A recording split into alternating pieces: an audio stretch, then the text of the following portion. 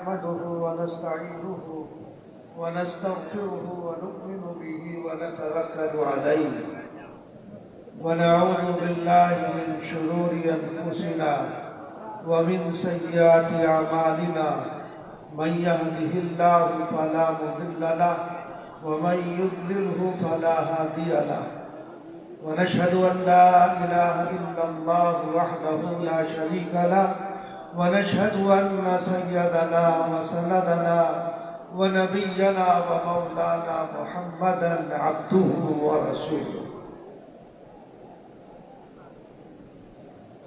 محترم حضرات، 12:44 ہو رہے ہیں. ظاہر بات ہے رات کا کافی حصہ گزر چکا ہے. آپ حضرات کافی دیر سے بیانات سن رہے ہیں. میں نے تو مولانا سے عرض کیا تھا کہ اب دعا ہو جائے، وقت کافی گزر چکا ہے. تو مولانا فرمایا کہ نہیں، کچھ نہ کچھ ہو جائے. تو ایک مقولہ ہے ذوالنون مصری رحمۃ اللہ علیہ کا، وہ مجھے یاد آیا. بس میں اسی کی روشنی میں آپ کو کچھ باتیں عرض کرتا ہوں. ذوالنون مصری رحمۃ اللہ علیہ کا یہ مقولہ تاریخ ابن عساکر میں نقل کیا ہے. بعض حضرات نے اس کو روایت قرار دیا ہے، وہ غلط ہے. وہ کیا ہے؟ الناس کلهم ہالکون الا العالمون والعالمون کلهم ہالکون الا العاملون والعاملون کلهم ہالکون الا المخلصون والمخلصون علی خطر عظیم. بعض حضرات نے اس کو امام غزالی رحمۃ اللہ علیہ کا مقولہ قرار دیا ہے. بہرحال جس کا بھی ہو، مقولہ ہے، یہ حدیث نہیں ہے. فرمایا تمام انسان ہلاکت میں ہے، خسارے میں ہے، نقصان میں ہے. تو تمام انسان جب ہلاکت اور نقصان اور خسارے میں ہے تو فائدے میں کون ہے؟ تو فرمایا فائدے میں وہ شخص ہے جو علم کی دولت سے بہرہ بر. الناس کلهم ہالکون الا العالمون. تمام انسان خسارے میں، لیکن وہ انسان جس کے پاس علم کی دولت موجود ہے وہ انسان خسارے میں نہیں ہے، بلکہ وہ انسان بڑا باعزت ہے. حضرت آدم علیہ السلام کو اللہ تبارک و تعالی نے جو مسجود ملائکہ بنایا وہ کس بنیاد پر؟ علم کی.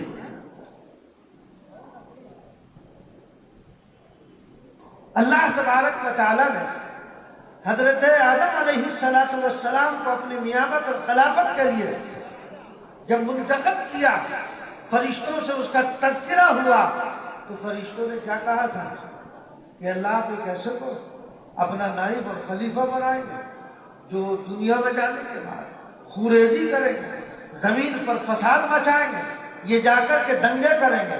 اللہ تبارک و تعالیٰ نے کیا فرمایا؟ انی اعلم ما لا تعلمون. جو میں جانتا ہوں وہ تم نہیں جانتے ہو. چنانچہ دنیا میں جتنی بھی چیزیں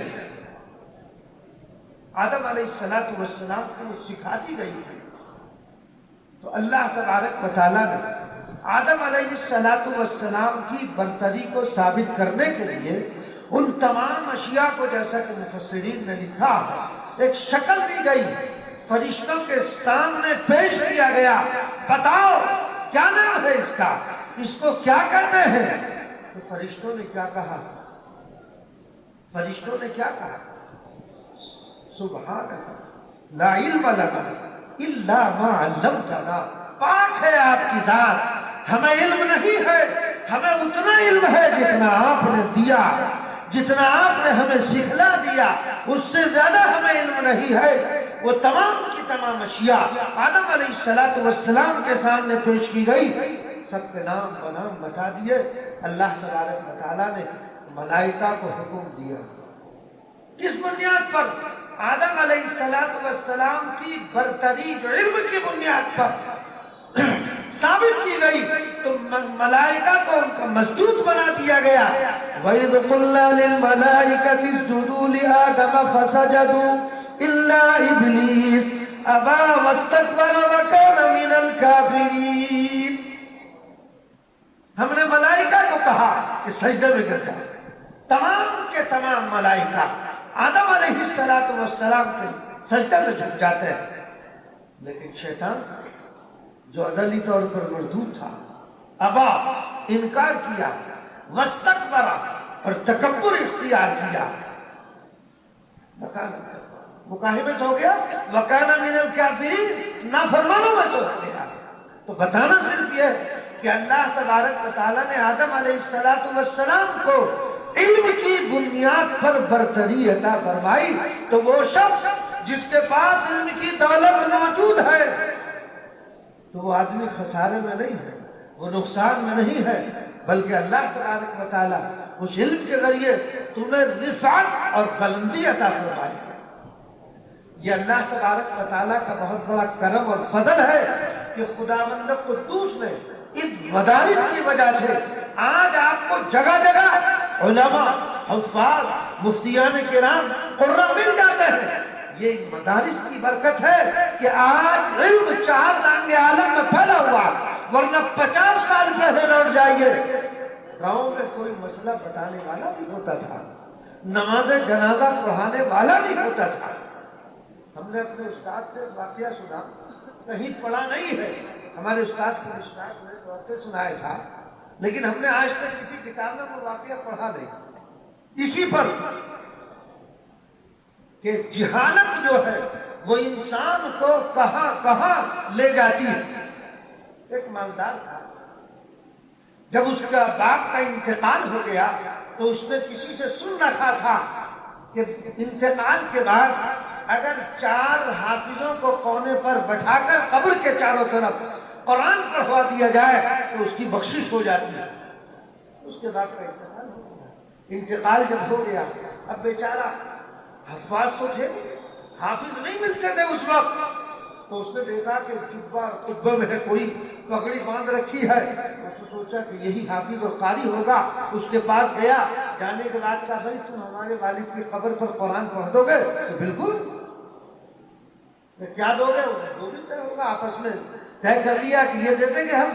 خیر اسے لے جا کر ایک کونے پر بٹھا دیا اور اس نے ہاتھ میں ایسی پارا سپارہ جو بھی کچھ تھا لیا اور لینے کے بعد ہر سطر پہ پڑھ رہا کہ میں کچھ جانتا نہیں، میں کچھ جانتا نہیں، میں کچھ جانتا نہیں. وہ پڑھتا رہا. تو حافظ تھوڑا تھا بیچارے کا، علم نہیں تھا. وہ دوسرے کی تلاش میں چلا گیا. اب جو دوسرے کی تلاش میں گیا تو وہ بھی کوئی ایسی جبہ خطبہ پہنے ہوئے، اس نے سمجھا کہ یہ بھی حافظ قرآن ہوگا. اس کو لا کر کے بٹھلا دیا. جب وہ آ رہا تھا، پہلے تو جو وہاں بیٹھا ہوا تھا وہ گھبرا رہا تھا کہ بھئی اب پول کھل جائے گی، وہ جاننے والا آ گیا، میں تو کچھ جانتا نہیں. خیر کوئی بات نہیں، وہ آ کر کے بیٹھ گیا. اتنے تیسرے کی تلاش میں وہ نکل گیا. یہ چپکے سے پاس بیٹھ کر سنا کہ کیا پڑھ رہا ہے یہ کون سی سورت کی تلاوت کر رہا ہے، قرآن کا کون سا جزء پڑھ رہا ہے. تو وہ کہہ رہا تھا میں کچھ جانتا نہیں، میں کچھ جانتا نہیں. یہ بھی بیٹھ گیا کہ جیسا تو ویسا میں، جیسا تو ویسا میں. اس نے یہ رٹا شروع کر دیا. اب وہ تیسرا کہیں سے پکڑ کے لایا. وہ گھبرا رہا، ادھر یہ دونوں گھبرا رہے کہ بھائی پول کھل جائے گی، یہ جاننے والا آ گیا. خیر وہ بھی اس کو بٹھایا. وہ چوتھے کی تلاش میں گیا. اب یہ بیٹھا رہا. انہوں نے کہا بھائی سننا چاہیے، پڑھ کیا رہا ہے؟ تو اس نے کان لگا کے جو سنا تو ایک پڑھ کہہ رہا تھا میں کچھ جانتا نہیں، دوسرا پڑھ کہہ رہا تھا کہ جیسا تو ویسا میں. اس نے کہا ایسے کب تک بنے گی؟ ایک پڑھ رہا تھا جیسا تو میں کچھ جانتا نہیں، دوسرے نے کیا شروع کیا؟ جیسا تو ویسا میں. تیسرے نے کہا ایسے کب تک بنے گی؟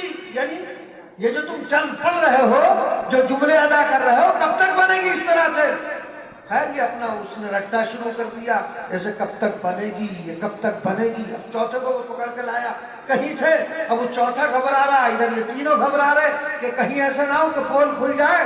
خیر وہ چوتھا بھی آ کر کے بیٹھ گیا. اس نے دیکھا کہ وہ یہ سن لو بھائی کیا پڑھ رہے پہلے.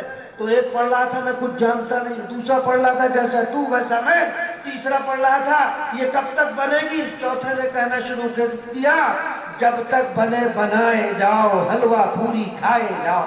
ہاں؟ تو چونکہ علم نہیں تھا وہ بیچارہ اس کے پاس مال تو تھا دولت تو تھی لیکن جہالت کی وجہ سے آپ کو جو ہے الحمدللہ ثم الحمدللہ ان مدارس کی برکت سے مسئلے بتانے والے بھی موجود ہیں, آپ کو گائیڈ کرنے والے موجود ہیں, آپ کی رہنمائی کرنے والے موجود ہیں. ہر مقام پر جہاں بھی آپ پہنچیں گے آپ کو رہنما ملے, لیکن پہلے نہیں تھے, بڑی جہالت تھی. ہمارے استاد نے اپنا واقعہ خود سنایا. ایک مرتبہ ایک صاحب آئے, ان کا کوئی مقدمہ چل رہا تھا تو کسی نے ان کو بتا دیا کہ سورہ نور 300 مرتبہ پڑھ لو تو تم مقدمے میں کامیاب ہو جاؤ گے. اور یہ لکھا بھی میں نے بھی پڑھا, کتابوں میں لکھا ہے کہ سورہ نور جو ہے اس کا عمل بڑا مجرب ہے مقدمے کی کامیابی کے لیے. خیر کوئی بات نہیں. تو ہمارے استاد کے پاس وہ آئے, کہنے لگا جی مولانا یہ وہ امام بھی تھے ایک جگہ, کہ مولانا ذرا سے یہ وظیفہ پڑھ دے 300 مرتبہ. کہنے لگا بھائی اتنا وقت میرے پاس کہاں ہے, پڑھنے پڑھانے والا آدمی 300 مرتبہ سورہ نور پڑھنے میں تو بہت وقت لگے گا. کوئی بات نہیں. ایک بیچارہ جو وہی مسجد میں بیٹھا ہوا ایک شخص مل گیا, کہا جی میں پڑھ دوں گا 100 روپے لوں گا. اس نے کہا جی 100 نہیں میں آپ کو 200 دوں گا, 300 مرتبہ پڑھنا. جی 300 مرتبہ پڑھ دوں گا, جتنی دیر لگے 2 منٹ کا کام ہے میرا. 300 مرتبہ سورہ نور پڑھنا 2 منٹ کا کام. خیر کوئی بات نہیں. دوسرے وقت میں وہ مولانا کو ملا تو مولانا نے پوچھا بھائی ہو گیا تیرا کام؟ کہ جی ہاں ایک آدمی مل گیا, اس نے کہا 300 مرتبہ سورہ نور 2 منٹ میں پڑھ دوں گا اور 200 روپے میں کام. اس نے کہا اچھا جی تو 2 منٹ میں, ہم تو ایک مرتبہ بھی 2 منٹ میں نہیں پڑھ سکتے, وہ 300 مرتبہ پڑھ دے گا. تو خیر اس کی ملاقات ہو گئی مولانا سے, وہ لے کر آیا, کہنا یہ ہے یہ کرتے میں پڑھ دوں گا. تو مولانا فرمایا 300 مرتبہ پڑھ دو گے؟ کہا جی. کہ کیسے پڑھو گے؟ کہ سورہ نور سورہ نور سورہ نور سورہ نور سورہ نور سورہ نور سورہ نور سورہ نور کا منٹ لگے. دیکھا, جب آدمی کے پاس علم نہیں ہوتا ہے وہ جہالت کی وادیوں میں گمراہ ہوتا ہے, بھٹکتا پھرتا ہے. انسان کی جو صحیح رہنمائی کرتا ہے وہ کون کرتا ہے؟ وہ علم کرتا ہے. اگر انسان کے پاس علم صحیح نہ ہو تو انسان جہالت کی وادیوں میں بھٹکتا ہوا پھرے گا. اس لیے علم ضروری ہے. تو جس کے پاس علم ہوگا وہ گمراہ نہیں ہوگا, وہ بھٹکے گا نہیں. اللہ تبارک و تعالیٰ اس علم کی روشنی سے اس کو منزلیں طے کراتے رہیں گے. اور جب علم نہ ہوگا خود بھی گمراہ, دوسروں کو بھی گمراہ کرتا رہے گا, خود بھی گمراہ ہوگا. حدیث شریف میں آتا ہے, مشکات کی روایت ہے, اللہ کے رسول صلی اللہ علیہ وسلم نے ارشاد فرمایا ایک دور ایسا آئے گا کہ ہر کس و ناکس دین کی بات بتائے گا, نتیجہ کیا ہوگا؟ ضلوا فاضلوا, خود بھی گمراہ ہوگا اور دوسروں کو بھی گمراہ کرے گا. ایک امام صاحب نماز پڑھاتے تھے, امام تھے. ایک مولانا وہاں پہنچ گئے. اب جو مولانا پہنچے وہاں تو حافظ صاحب نے سجدہ سہو کر لیا. اب علم تو تھا نہیں, گاؤں کا ماحول, گاؤں میں اتنا پڑھا لکھا آدمی کوئی ہوتا نہیں. تو وہ جو مولانا صاحب تھے انہوں نے زور سے پوچھ لیا سلام جب پھیرا امام نے, تو امام صاحب نے پوچھا کہ امام صاحب آپ نے جو سجدہ سہو کیا وہ کیوں کیا؟ مقصد ان کا یہ تھا کہ مسئلہ سب کو معلوم ہو جائے. تو امام صاحب کہنے لگے سجدہ سہو کیوں کیا؟ بس یہ خارج ہو گئی تھی اس لیے سجدہ سہو کیا. یہ خارج ہو گئی تھی اسے ٹوٹ گیا. کہنے لگے نا آہستہ ٹوٹی. یعنی وہ یہ سمجھ رہا تھا کہ اگر ہوا آہستہ سے خارج ہو تو وہ نہیں ٹوٹتا, زور سے اگر خارج ہو تو وہ ٹوٹتا. تو نہ معلوم کب سے وہ لوگوں کی نمازیں خراب کر رہا ہے. جہالت کی بات یہ کوئی وہ نہیں, میں نے کتاب میں باقاعدہ یہ واقعہ پڑھا.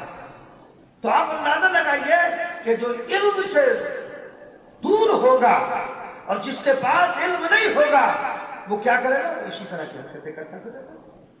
ایک امام صاحب نماز میں ہلتے تھے, نماز میں ہلتے تھے. تو ان سے پوچھا امام صاحب آپ نماز پڑھاتے ہلتے کیوں ہو؟ کہ بخاری میں ہے.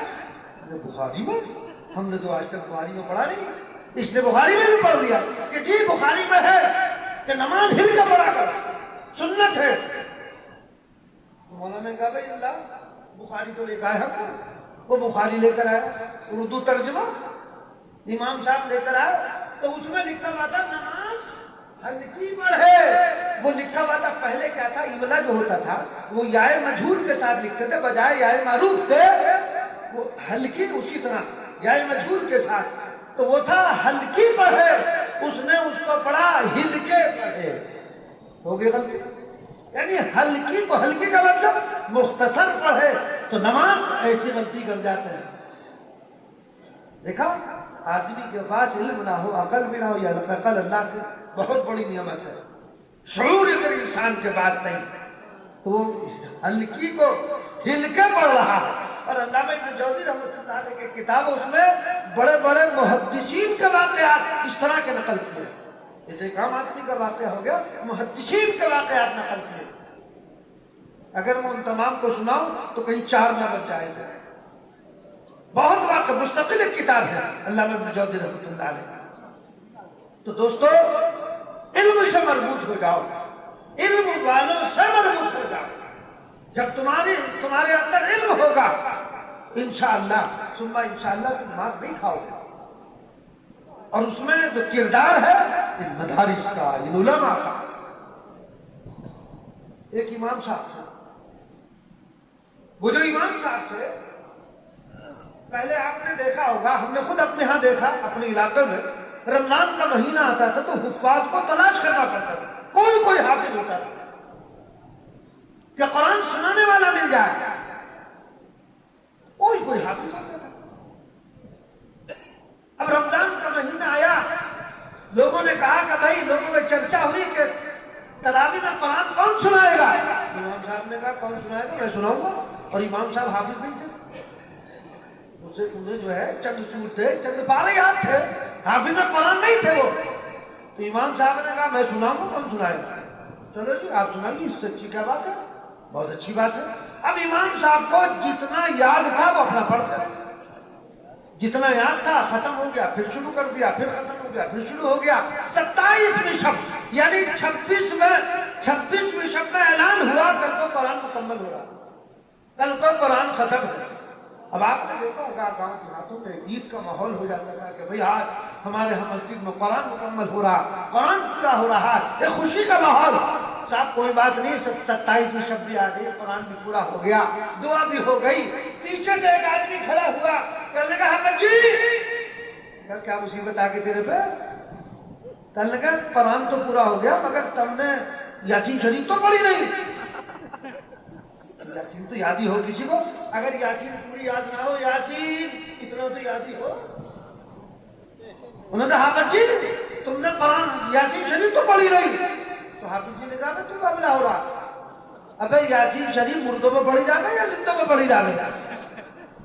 تم نے دیکھا ہوگا کہ جب آدمی مرنے کے قریب ہوتا ہے یاسین شریف پڑھتے ہیں، یا اس کا انتقال ہو گیا تو یاسین مدرسے سے بچوں کو بلا لو اور بھائی اس کو یاسین شریف پڑھوا دو، پڑھواتے نہیں پڑھواتے. تو یاسین شریف مردوں میں پڑھے جانا یا زندوں میں پڑھے جانا، اسے یہی پتہ نہیں. تو دوستو جہالت کا ایسا دور گزرا کہ مسائل کا علم نہیں ہوتا تھا، وہ اپنی مرضی سے جو چاہے کر رہے ہیں. تو اس لیے اللہ تبارک و تعالیٰ کی بہت بڑی نعمت ہے یہ مدارس. مدارس کے ذریعے سے آج ہمارا ایمان محفوظ ہے. اگر یہ مدارس خدا نخواستہ نہ ہو تو دوستو جب ہمارے پاس علم نہیں ہوگا تو ہم بہک جائے گا، کوئی قادیانی بن جائے گا، کوئی شیعہ بن جائے گا، کوئی کچھ بن جائے گا. لیکن ان مدارس سے صحیح رہنمائی آپ کو مل رہی ہے. اس لیے بغیر علم کے انسان ہلاکت میں ہے. تو اس لیے علم کا، اور علم سے مراد علم صحیح، تو علم صحیح کا سیکھنا ضروری ہے. جب علم صحیح آپ کے پاس ہوگا تو آپ کو کوئی بہکا نہیں سکتا ہے. تو تمام کے تمام انسان خسارے میں ہے، نقصان میں ہے، ٹوٹے میں ہے. کون نہیں ہے خسارہ میں؟ الا العالم، عالم جس کے پاس علم ہے. لیکن عالم بھی خسارے میں، عالم بھی خسارے میں. علم ہے، حافظ قرآن بھی ہے، چاہے مشکات کا بھی حافظ ہے، بخاری کا بھی حافظ ہے، علم اس کے پاس ہے، تو عالم بھی ہلاکت میں ہے. تو جب علم کے باوجود ہلاکت میں ہے تو بچا کیا؟ سنو کیا فرمایا اس مقولے میں؟ الناس کلهم ہالکون الا العالمون والعالمون کلهم ہالکون الا العاملون۔ علم نہیں ہے تو ہلاکت میں ہے، علم ہے عمل نہیں ہے تو ہلاکت میں ہے۔ اگر انسان کے پاس علم ہے، اللہ نے اس کو علم صحیح دیا ہے، اور اس علم کے مطابق اس کا عمل نہیں ہے، وہ بھی ہلاکت میں۔ حدیث شریف میں ہے، مشکات میں روایت واحد ہے، نبی کریم صلی اللہ علیہ وسلم نے ارشاد فرمایا جو انسان اپنے علم کے مطابق عمل کرتا ہے وہ علم باقی رہتا ہے، وَإِلَّا ارْتَحَلَ، ورنہ وہ کوچ کر جاتا ہے۔ اگر انسان اپنے علم کے مطابق عمل نہیں کرتا تو عمل نہ کرنے کی وجہ سے وہ علم اس کے پاس باقی نہیں رہتا ہے۔ کسی نے کہا، شیخ عبد القادر رائے پوری رحمۃ اللہ علیہ سے، حضرت ہم نے دیکھا، ہم آپ کو دیکھتے ہیں بلا تکلف آپ سنتوں پر عمل کرتے ہیں، جوتا آپ کیسے پہنتے ہیں؟ بلا تکلف جب آپ پہنتے ہیں تو سیدھے پیر میں پہنتے ہیں، اتارتے ہیں تو بائیں پیر کا اتارتے ہیں، کرتا پہنتے ہیں تو دائیں ہاتھ میں پہنتے ہیں، اتارتے ہیں تو بائیں ہاتھ سے اتارتے ہیں، تو اس کی مشق آپ کو کیسے ہو گئی؟ کہا جب ہم مظاہر العلوم میں داخل تھے، جس دن ہم نے حدیث کو پڑھا اسی دن سے اس پر عمل شروع کر دیا، نتیجہ یہ ہوا کہ وہ ہماری طبیعت بن گیا، عادت بن گئی، اس کے خلاف اگر کرنا بھی چاہے تو نہیں ہوتا۔ معلوم ہوا اگر انسان جس وقت کوئی بات علم کی سنے اور سننے کے بعد اس پر عمل شروع کر دے تو پہلے عادت بنتی ہے، پہلے عادت پھر عبادت بنتی ہے۔ تو انسان سننے کے بعد جب عمل شروع کرتا ہے اور کرتا رہتا ہے، جب عادت بن جاتی ہے اس کے بعد پھر عبادت بن جاتی ہے۔ تو اس لیے اگر علم ہے اور علم ہونے کے باوجود اس پر انسان عمل نہیں کر رہا ہے تو یاد رکھو پھر وہ علم خسارے کا نقصان تمہیں لے جائے گا۔ اللہ نے اگر آپ کو علم کی دولت سے سرفراز کیا تو علم کی دولت سے جب سرفراز کیا تو اس کے مطابق عمل بھی کرو۔ کچھ لوگوں کو ابھی بھی نیند آ رہی ہے، کچھ کو نیند آ گئی، کچھ اونگ رہے ہیں، سوچ رہے ہوں کہ بھئی آج کہاں جلسے میں پھنس گئے۔ ایک مرتبہ ایک گاؤں والے کا بچڑا مسجد میں آ گیا، گاؤں والے کا بچڑا مسجد میں آ گیا۔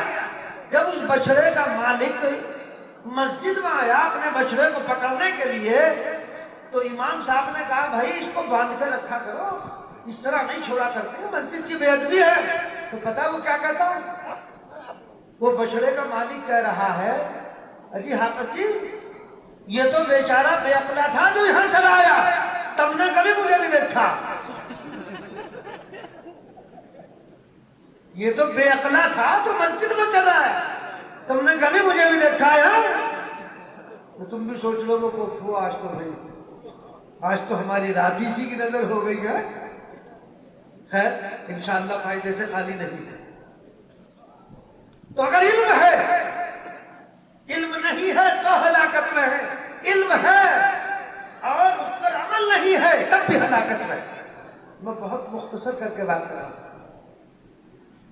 اچھا علم بھی ہے، عمل بھی ہے، پھر بھی ہلاکت ہے۔ اب آپ کہیں کہ صاحب علم نہیں تھا، علم حاصل کر لیا تو ہلاکت میں، علم ہے عمل بھی ہے پھر بھی آپ کہہ رہے ہلاکت میں، ہاں پھر بھی ہلاکت میں۔ علم ہے عمل نہیں ہے تو ہلاکت میں، علم بھی ہے عمل بھی ہے پھر بھی ہلاکت میں ہے۔ الناس كلهم هالكون الا العالمون والعالمون كلهم هالكون الا العاملون والعاملون كلهم هالكون الا المخلصون۔ علم ہے عمل نہیں ہے تو ہلاکت میں، علم ہے عمل بھی ہے اگر اس میں اخلاص نہیں ہے تب بھی ہلاکت میں۔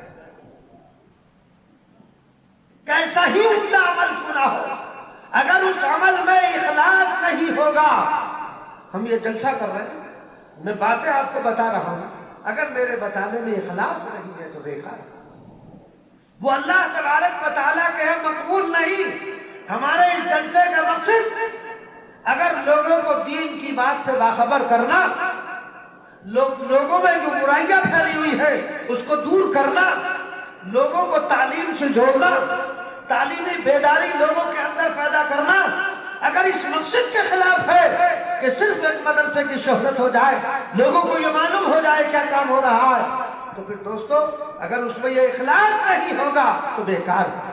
تو علم ہے، عمل بھی ہے، اور اخلاص نہیں ہے تو بیکار ہے۔ اس لیے علم بھی ہونا چاہیے، عمل بھی ہونا چاہیے، اور اس کے ساتھ ساتھ اخلاص بھی ہونا چاہیے۔ حدیث شریف میں مشہور روایت ہے، آپ نے سنی، بخاری کی سب سے پہلی روایت، انما الاعمال بالنیات، اعمال کا دار و مدار نیتوں پر ہے، جیسی اس کی نیت ہوگی اس کے ساتھ ویسا ہی معاملہ ہوگا۔ کیا وجہ ہے؟ حضرات صحابہ کرام رضی اللہ عنہم اجمعین ایک دانے خرچ کرتے تھے، ثواب احد پہاڑ کے برابر ملتا۔ آج ہم ایک پہاڑ کے برابر خرچ کریں، ثواب دانے کے برابر ملتا۔ وہ فرق اخلاص کا ہے۔ ان کا اخلاص بڑا اعلیٰ تھا، ان کا ہر کام کے اندر اخلاص تھا۔ ہمارے کام کے اندر اخلاص نہیں ہے، ہمارے کاموں میں ریا آ گیا، دکھلاوا آ گیا، نمود ہمارے ہاں پیدا ہو گیا۔ تو اس لیے نمود نہیں، اللہ تبارک و تعالیٰ کی رضا ہونی چاہیے۔ جو بھی کام کرو اس نیت سے کرو کہ خدا مند قدوس راضی ہو جائے، ہم سے خوش ہو جائے۔ انشاءاللہ جب کام اس نیت سے کیا جائے گا وہ کام پروان چڑھے گا، اور اللہ تبارک و تعالیٰ اس کو رفعت اور بلندی عطا فرمائے گا۔ تو تین باتیں ہو گئی، علم نہیں ہے تب بھی خسارے میں ہے، علم ہے، اخلاص نہیں ہے تب بھی خسارے میں ہے۔ اور آگے کیا فرمایا؟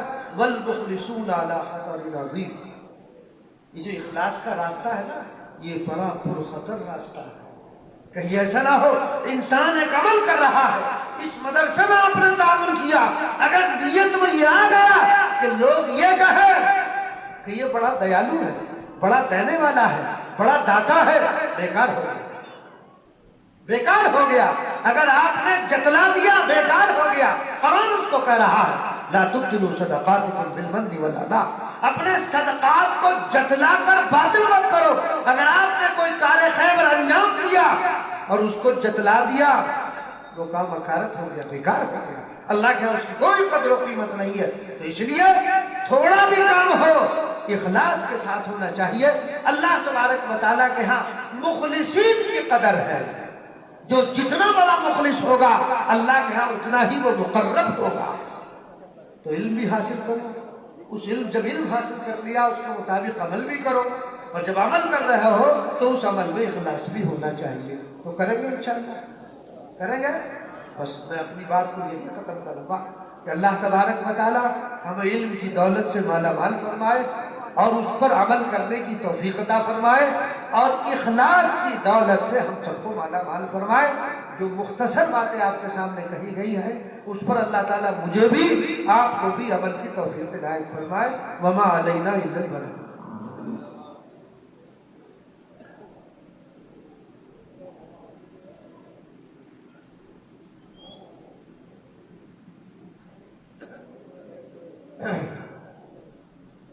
ماشاءاللہ، جزاک اللہ۔ بہت ہی عمدہ انداز میں حضرت مفتی صاحب نے ہمیں نصیحتوں سے نوازا ہے۔ اللہ تبارک و تعالیٰ مفتی صاحب کو جزائے خیر عطا فرمائے۔